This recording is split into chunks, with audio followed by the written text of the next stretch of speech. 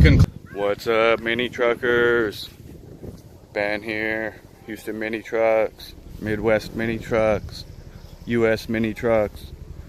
I thought about getting the intergalactic mini trucks, and then when we get with Elon Musk and launch that mini truck on the head of a spaceship into outer space, we'll be the first ones, but it's kind of long. It's hard to spell everything.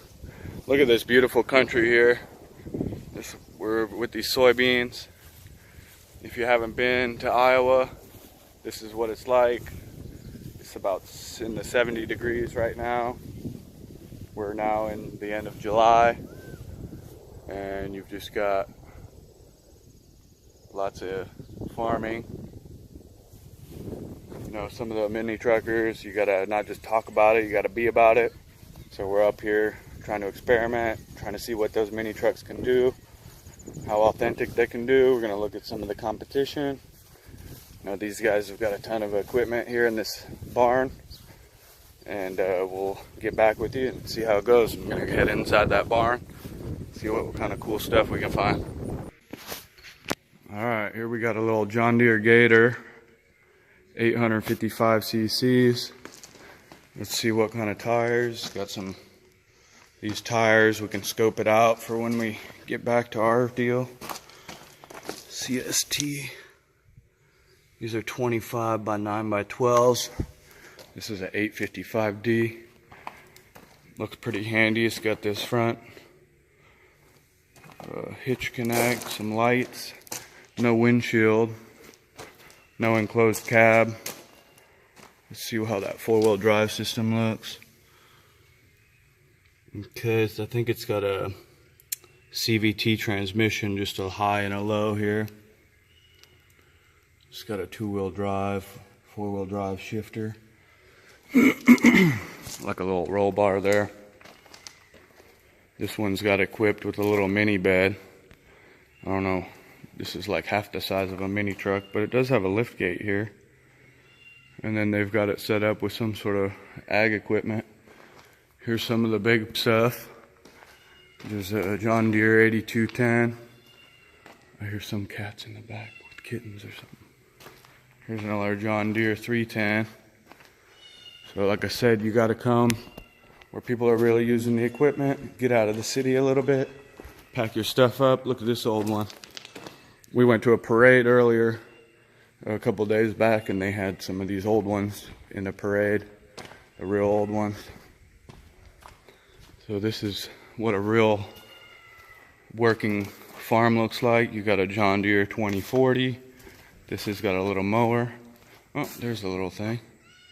What, are you hungry? You're probably thirsty. Look at this thing. I think that's a cedar or something. I'd have to ask them. But this is a big thing. We got some more John Deere equipment. So these tires probably get it done. They're just regular street tires, but that's a trailer. And then you've got some of these big tractor tires. These ones are actually on there backwards technically, but I wonder if they did that. They must do that for a reason, because they're both that way. So this is Iowa. This is a working farm. It's made out of wood and like corrugated aluminum. Dude, look how big these tractor tires are. I'm gonna see if I can sit by this thing. Probably has got to weigh a lot. I'm 5'9", and this thing is probably taller than I am. So it's Michelin. That's pretty wild. That cat's still back there. She needs some water or something, probably. They got these barn cats. Who knows? Maybe she's crying for the mom. Oh, I didn't even notice. This has got two sets of tires on the back. So this is the type of stuff where you don't want to get stuck. You can't afford to get stuck. You've got to keep the operation going. Let's see if we can climb up here. If you ever haven't been inside of a tractor, they're pretty nice, the new ones. This one's got some digital controls. It's got a GPS. Here you've got some stuff, some other stuff. I've only driven this one once, but It's a lot of responsibility. This is what it kind of would look like. Sitting in your green tractor. This one's got an interior dome light, just like those mini trucks. And then we can see what's behind us. So pretty high up. I'm gonna go climb down. You can see it's got 3 steps. I used to fly private planes, and we had a saying, you could say, you know, how much you made by how many steps you had to climb up. Some of those big Gulfstreams and a 737, you know, you're going up a full flight, where some of the smaller planes, you don't even you just have one little mini step. It's like what you'd have. So this one's got those 3 steps. You climb in there. Pretty cool, but this is kind of what we're looking at, that competition. We got the heavy duty suspension. Looks like a little trailer hitch bar. That's kind of the benefit with these, to be honest, is one, they're so easy to get in and out of, you know, with no seats. And then they really kind of design them to be, you know, good for farms and stuff. This one I think is actually a diesel. That's what the D stands for, the 855. And, you know, that can make it good. But one thing that they don't like, you know, it gets minus 20 here in the winter, and you've got this open cab. So fortunately, they don't do much farming. I mean, probably none in the winter. But you do still have to maintain some stuff and do some other things. So we're gonna head out of the farm, or out of the barn area. We're gonna go look over here. Some sort of Brent thing. I think that's after you harvest it, you can throw it in there. And then from there, you take it and put it in this, and then you put it in here. And because corn is a commodity, the prices go up and down. So a lot of times you store it in here, and then when the prices go up, you sell it, and the prices are down, you just keep holding on to it.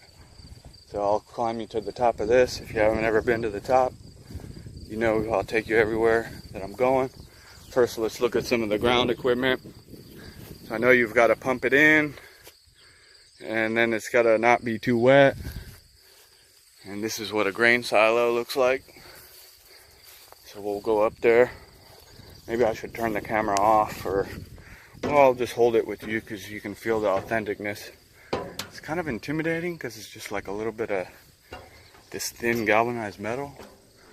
But I know with you guys, if I fall off, somebody will call 911 over there.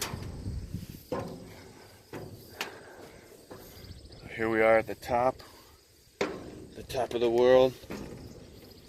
We're gonna look around. I see some cool stuff. Freaking high up here, dude. I'm not that good with heights. Kind of getting a little nervous.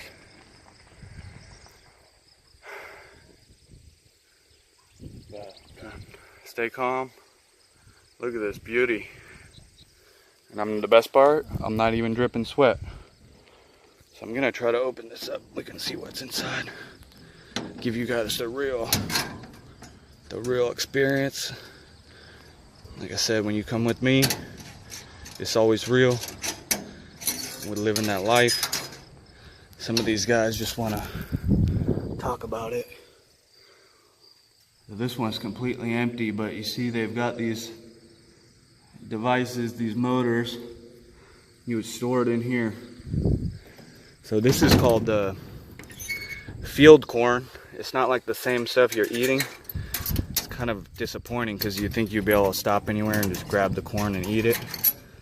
But it's called seed corn. So they use it for like fuel and feeding cows, ethanol, probably your corn syrup, like everything that you do with corn, but without eating it like directly. All right, I'm down the grain silo. Yeah, I don't like those heights, so getting up there definitely makes me nervous. Looks like over here, the scrap metal pile.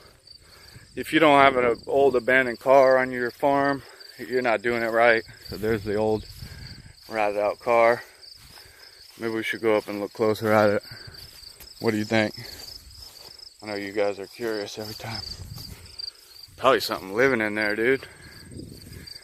I don't think they have any natural predators too much over here, but something would. If I was a living animal, I would be right in there. I'd be the only raccoon with an Oldsmobile. So what we'll do, we'll keep walking. This is like a big propane tank, so most of the people in the city, we're just having a gas line, but when you're out in the country, you have to get that propane tank and then get it refilled every now and then when it runs out. Looks like they've got a little diesel. Here's some unleaded. So this is what you gotta do. You gotta got close to 200 acres. You can't just keep going and getting those red barrels of the 5-gallon gas tanks. That's not gonna do you anything. So you gotta come with the heavy hitters. Let's get in this corn right here. Look at this. This is Iowa corn, guys. Mini trucks, Houston mini trucks in the corn. Look how dense that is, dude. I dare not walk in there. There's probably some sort of snakes, but here's something like that fell off so you can see. Okay, it's almost harvest time. They got these tassels. There's some term called detasseling. And I think they have to take those tassels off to prevent the seeds from germinating, causing problems. Or they've already done it. You'll have to write in the comments how much I'm incorrect. Feel free to like, comment, subscribe, and just, talk about whatever you do with your farm and how those mini trucks can help out. That's what I'm trying to experiment with, is how are we gonna, keep the mini trucks from falling apart like this and just being abandoned. You got to get the good, reliable equipment. They got these little narrow pathways. So I think this is the sweet corn. See how they've got this electrified fence? It's a little more, I don't want to say valuable, but when you're depending on it to eat, that's what you're going to want to do, is protect it a little bit. And you can tell this is not nearly as tall as this. So, let me just see if I can get both. Yeah, there you go. So the one on the right is the seed corn or field corn. Feed corn. I think they call it a lot of different things. And then the one on the left, this is like the stuff you eat. Sometimes you can see how this one's, got in there. My in-laws were pulling some corn and they were like shucking it to freeze it. They blanch it and freeze it. And they said they got a couple, off those tall stalks. It's edible, but it just doesn't taste good. So that's what you got. Corn upon corn upon more corn. Look at this. It's kind of making me hungry, but like I said, you can't even eat this. So it's not that good, but we're here and it's starting to warm up. It's probably getting into the 80s, but I wanted to come show you guys what a real farm looks like. Almost 200 acres. They actually used to run cattle, or they did dairy cattle. I'll take you over there and we can go in the dairy farm, but I think now most of the dairy farms are pretty commercialized and they're big business, so they just don't think it was a profitable endeavor. And I want to say they stopped in like the 70s. So this farm's been here in the family at least 100 years, if not more. They were Croatian immigrants and came out here with that hard Croatian immigrant mentality. Stereopic. If you like that Stipe Miocic from if you know who I'm talking about, then you put a like. We're getting chewed up. Here's a little something. I feel like every time I come to Iowa, it's like I'm on the show The Pickers, where you're looking at these old bikes and people have got old. Damn, what do we know? Look at this thing. I bet this thing would start if we cleaned that carb out. It's missing the spark plug, but here's the wire. Let's see. Oh, dude, it's so heavy. This is a little Honda. Look at these cages. But that's the thing, it's like here, it's like showing 11 miles. It's only a 3-digit odometer, so maybe it rolled over, but maybe someone had this brand new and then they just abandoned it. It's plated. Oh, it's last plated in 85 here. So it's old. Yeah, I feel like I'm on the pickers. You see these old bikes and some, look at this. I bet this thing, dude. I'd want that. This 7-Up stand. That thing is rad. You know, there's some other cool stuff. So hopefully you guys are getting something out of this. I just want to take you everywhere I go. That's what family does. I could have left you guys at home and just forgot about you, but I think about all these guys and helping that mini truck community, see what that farm life is. Now that's the scrap metal pile. You know, a lot of you guys, you just throw your stuff away, but what you can do, even I do it in my city, you just save up the metal and you can find a scrap metal recycler close by, and you can get a little change. I mean, most of the time it barely even pays for your lunch by the time you go and we'll put the time in, unless you have a troll. I mean, that's gonna be, it's hard to say, but maybe $100 worth or something. Usually I go and I get like 10 or 12 bucks with just this little scrap metal, like a couple loads. Brass is most valuable. So this is the old cattle area. I don't know what the hell's in here anymore. It's like petrified poop or something. But you used to be, you know, be able to get them in here somehow. Looks like they were doing chickens or something here. I mean, you gotta have some broken down old bicycles, a little horse. Dude, this thing. Look at this old wash basin, that white thing under that. I hear you, birds. I'm not trying to bother you. Oh, look at all these bird nests. Oh shit, they're all pissed. Excuse me, but I'm getting attacked by birds here. So I'll just head out, let them be. I was gonna take you on top because there's like a little loft, but let me see if those birds. I think it's okay. You can imagine there's like a loft up there. So we got more stuff. Look at all these grain bins. You've got that. This is just the old dairy part. And then we come around here. This isn't their property, but every free space of land in Iowa, most of it's going to be farmed. So you've got some sort of corn or soy. You know, how you feel about it, it's kind of interesting because they subsidize this. The government does. We do with our federal tax dollars. So it's like they can grow other stuff, but they just grow corn and soy because they make money. And they're guaranteed to make money. So I don't know all the politics about it. You know, probably if you're growing it, you like those subsidies. But, you know, for the rest of us who aren't growing it,